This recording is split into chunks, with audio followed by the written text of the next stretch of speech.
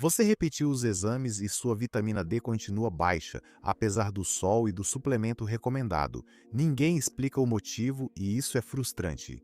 Como endocrinologista, vejo esse padrão há anos no consultório, mas poucos entendem isso.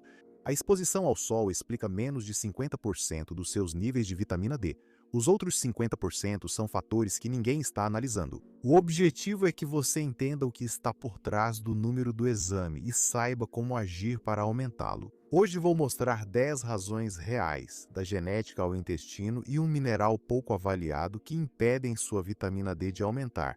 Ao terminar este vídeo, você vai ter uma ideia clara do que precisa fazer para se manter com níveis ótimos de vitamina D para o resto da vida.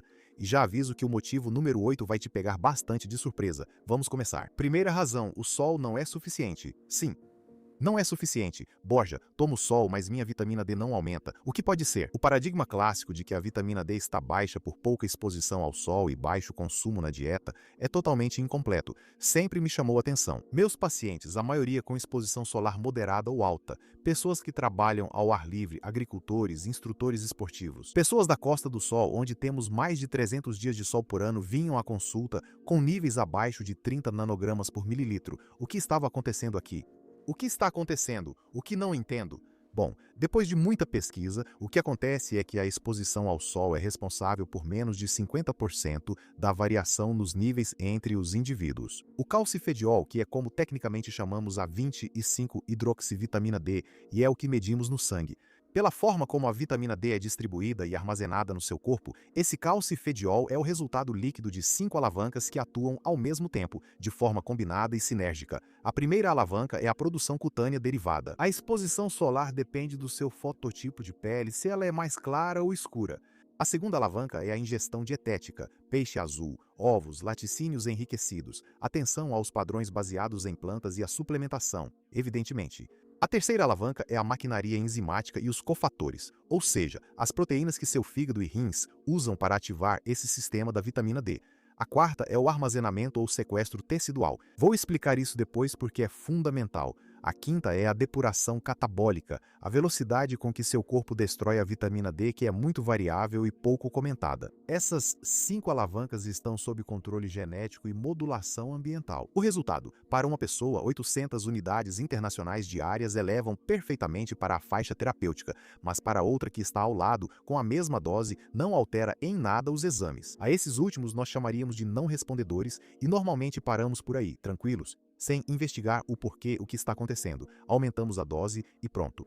Hoje vamos fazer o contrário, vamos investigar um pouco mais. Vamos ver o motivo número 2. Diferenças genéticas condicionam níveis diferentes. Aqui entramos em uma área pouco comentada. Existem variantes genéticas, os famosos polimorfismos, que podem fazer com que seus níveis sejam até 50% mais baixos do que os do seu vizinho, comendo e se expondo ao sol da mesma forma. O caso mais documentado é o das variantes do gene GC, que produz a proteína transportadora de vitamina D no sangue, a DBP. Pense na DBP, um táxi que leva vitamina D pelo corpo. Pois bem, existem variantes genéticas que geram táxis menos eficientes, que soltam ou seguram pior a passageira, a vitamina D. Mas há um dado que acho fascinante e que sempre conto. No gene CYP2R1, que codifica a primeira enzima ativadora no fígado, foram identificados 21 polimorfismos que reduzem sua atividade. E os alelos com função diminuída chegam a ter uma frequência de 8% em populações de baixa latitude. Ou seja, em regiões com muito sol, essa variante pode ter uma frequência Borja. Traduza isso para mim.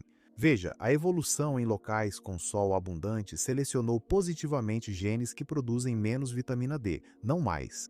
O corpo meio que se blindou contra o excesso. A conclusão paradoxal e nada intuitiva é que viver sob o sol não garante ter vitamina D alta. Na verdade, se você tem ancestrais mediterrâneos ou de regiões equatoriais, sua arquitetura genética vai estar programada justamente para frear a produção. Se você vive à sombra e trabalha sem vitamina, o que vai acontecer? Você vai ter níveis baixos. Estou te mostrando esse dado porque ele se conecta diretamente com o que veremos na razão 9. E se o seu corpo for durango, mas você não sabe disso? Aqui está, na minha opinião, o fator reversível mais subestimado de toda a consulta de endocrinologia, e eu vou te explicar de forma bem simples. Para a vitamina D funcionar, fígado e rim precisam ativá-la em 2 passos. As enzimas 25-hidroxilase hepática e 1-alfa hidroxilase renal precisam de magnésio para funcionar. Sem magnésio, as duas não funcionam direito.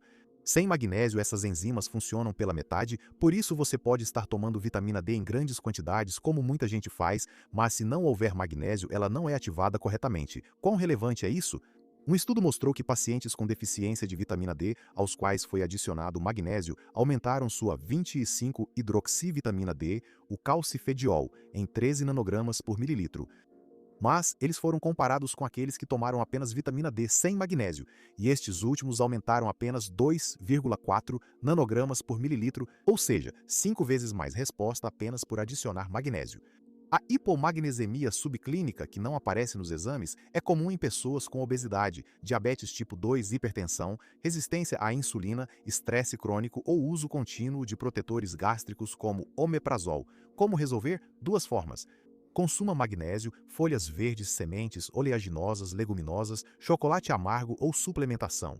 O trio Triomag é o magnésio com treonato que criei para a Full Gas, oferecendo benefício extra ao acalmar o sistema nervoso. Agora ele está disponível em pó, mais prático, permitindo doses de 2 gramas de treonato com mais benefícios e evidências para o sistema nervoso central. Antes era preciso tomar muitas cápsulas para conseguir isso, mas agora isso acabou.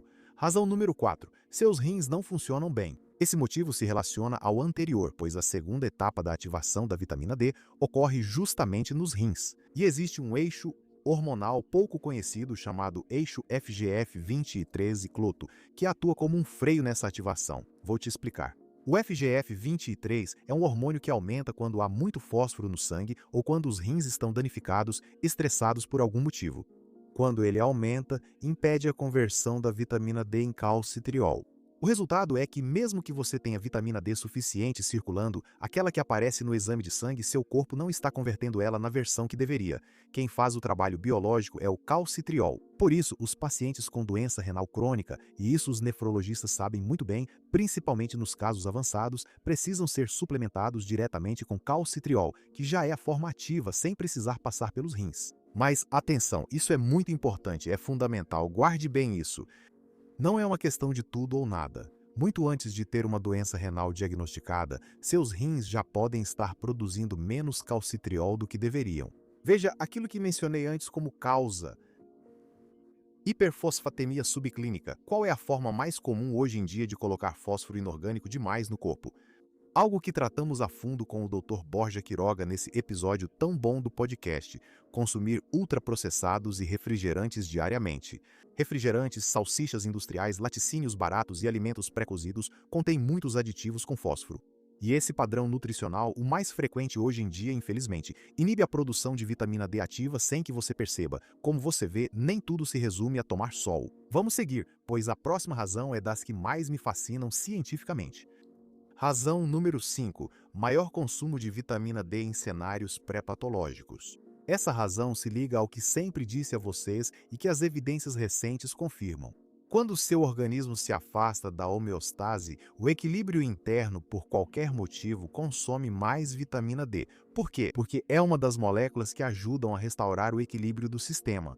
Vou te explicar melhor. Em estado de inflamação crônica de baixo grau, obesidade, fígado gorduroso, doenças autoimunes, doença cardiovascular em fase silenciosa pré-clínica, seus tecidos e seu sistema imunológico literalmente sugam o calcifediol como substrato para fazer seu próprio trabalho local. Esvaziam a reserva sérica sem que a causa seja um déficit nutricional ou falta de sol. Sua vitamina D não está faltando, ela está sendo consumida, e os dados comprovam isso. Em uma revisão sistemática sobre a fase aguda inflamatória, em 6 de 8 estudos, a 25-hidroxivitamina D caiu após uma agressão inflamatória, com quedas abruptas quando era medida precocemente. Ou seja, pacientes que tinham uma PCR, marcador de inflamação entre 30 e 80 mg por litro alta, apresentaram uma queda de até 28% nos seus níveis de vitamina D em relação ao basal. Podemos resumir assim: a vitamina D se comporta como um reagente de fase aguda negativo ou inverso. Ela diminui quando a inflamação aumenta. E aqui vem a cereja do bolo. É uma relação bidirecional. A deficiência de vitamina D favorece a inflamação crônica e a inflamação, por sua vez, consome mais vitamina D. É um círculo vicioso. Por isso, ao ver um paciente inflamado, seja qual for a causa, com vitamina D baixa, não pense só que ele não toma sol. Considere também o que acabei de contar. Razão número 6. Seu sistema digestivo está alterado. Lembre-se disso, a vitamina D é lipossolúvel. Ou seja, para ser absorvida, seu intestino precisa de gordura, sais biliares e epitélio saudável. Se houver falha nessa cadeia, mesmo tomando a cápsula, a vitamina D vai ser eliminada, em vez de chegar ao seu sangue. Um dos temas mais pesquisados é o SIBO, o supercrescimento bacteriano e as várias disbioses. As bactérias em excesso no lugar errado desconjugam os sais biliares, os tornam inúteis e então o seu corpo não consegue formar as micelas que solubilizam as gorduras. O resultado é que há uma má absorção de gorduras e das 4 vitaminas lipossolúveis, A, D, E e K, lembre-se. Há muitas situações clínicas pouco diagnosticadas que você deve considerar. A insuficiência pancreática exócrina leve, que é avaliada com um simples teste de elastase nas fezes, é muito frequente em fígado gorduroso avançado, em diabetes tipo 2 de longa duração, em consumidores moderados até mesmo de álcool. Pergunte a si mesmo, depois de exagerar nas bebidas em uma noite, suas fezes ficam moles, brilhantes, flutuam?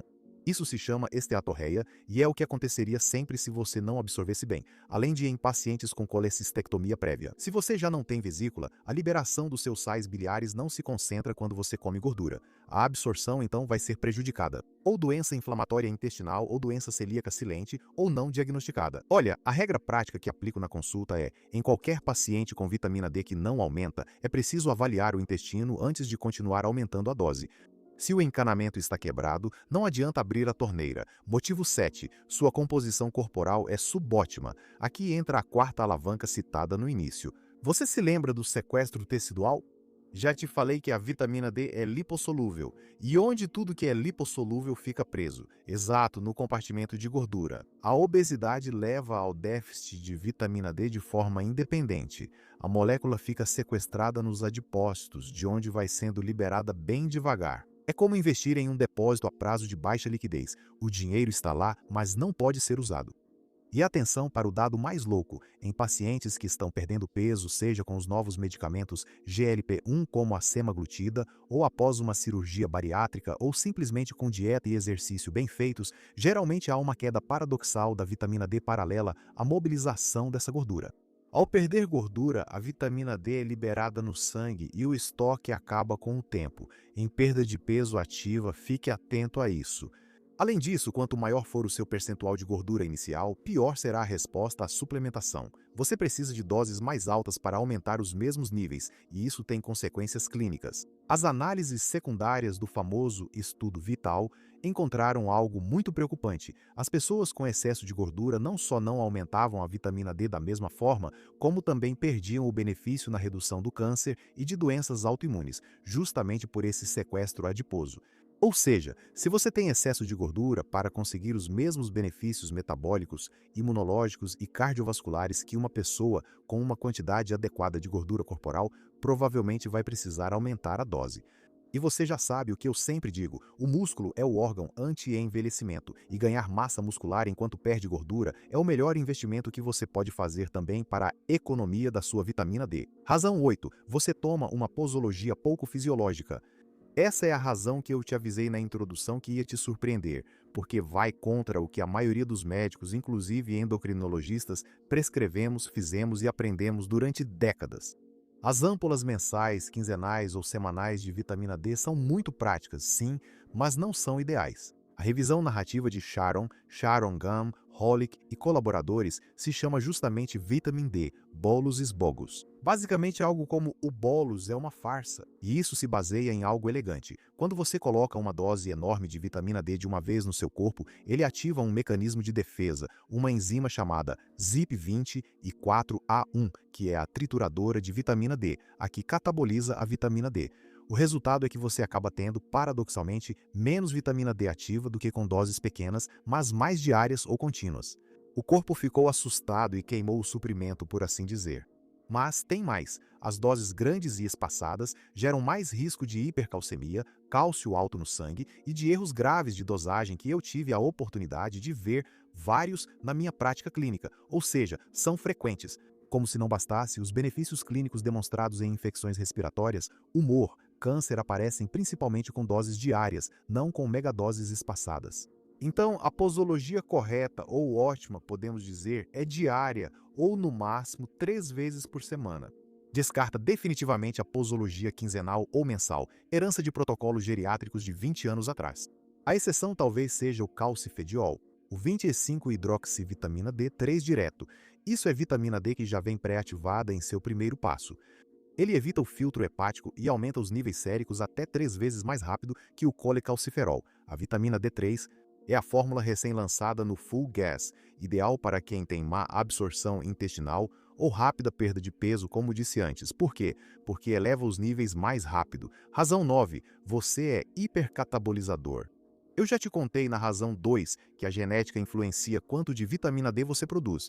Agora, saiba que ela também afeta a velocidade com que você a elimina, assim como ocorre com a cafeína. Existem metabolizadores rápidos, certo? Aqueles que um café no final da tarde não afeta o sono, que inveja, e metabolizadores lentos que com um café às 2 da tarde não conseguem pregar o olho. Existem também metabolizadores rápidos e lentos da vitamina D, isso ninguém contou. A enzima protagonista volta a ser a CIP.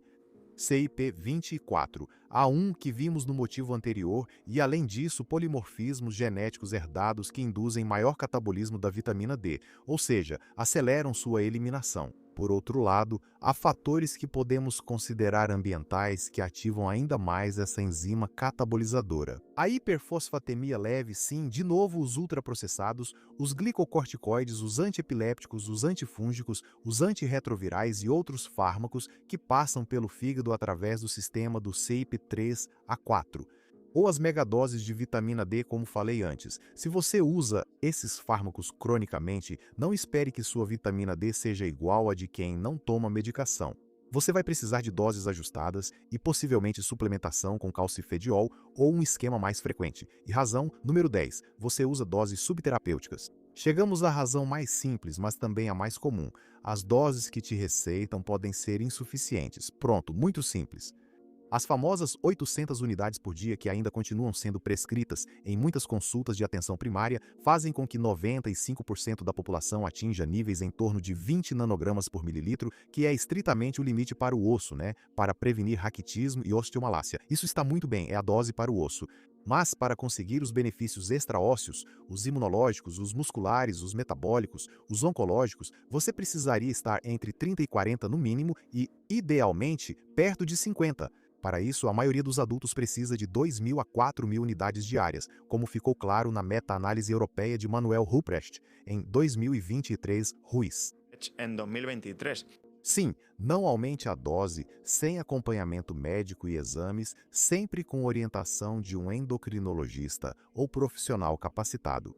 Mas, se você está tomando 800 unidades e não melhora, bem, talvez não aconteça nada. Simplesmente você está tomando uma dose bem subdosificada. Conclusão: quando seus níveis não sobem ou caem muito rápido, mesmo com 2.000, 4.000 unidades por dia, verifique os seguintes pontos antes de aumentar a dose. Se o seu consumo de magnésio é suficiente, se seu sistema digestivo está absorvendo bem ou não e se há inflamação sistêmica.